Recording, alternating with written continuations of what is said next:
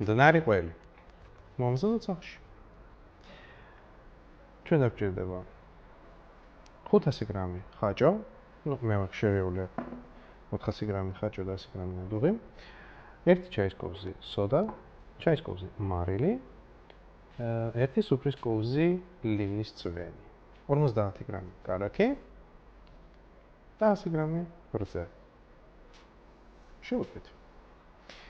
პირველ რიგში ავიღოთ ხაჭო, ხაჭი ნადუღი, ჩაის კოვზი მარილი, ჩაის კოვზი სოდა, 1 სუფრის კოვზი ლინის წვენი. დავაბლენდეროთ.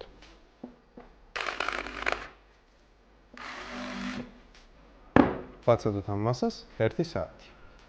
ჯობესია ეს ცხელგარემოში რომ შევნახოთ მაცივარში. 1 საათი გავიდა. ავიღოთ 50 გრამი კარაქი.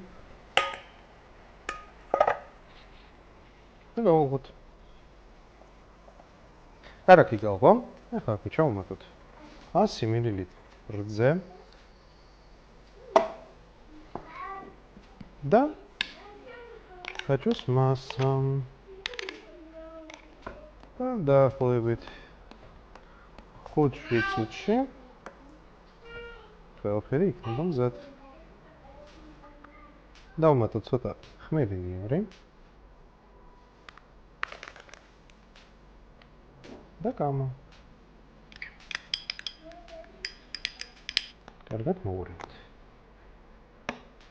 მაცივარში ვნახოთ, დავაჩეროთ ერთი რამდენიმე საათი მაინც. სასურველია დილამდე ვაცადოთ.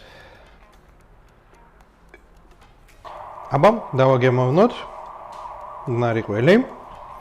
ეს არის მეორე დღე.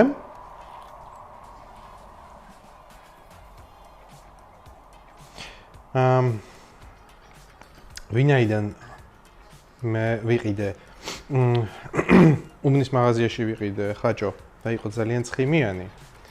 ამიტომ ნაკლებად წელვადია. ძალიან კარგი გამოვიდა გემოთი ნამდვილად.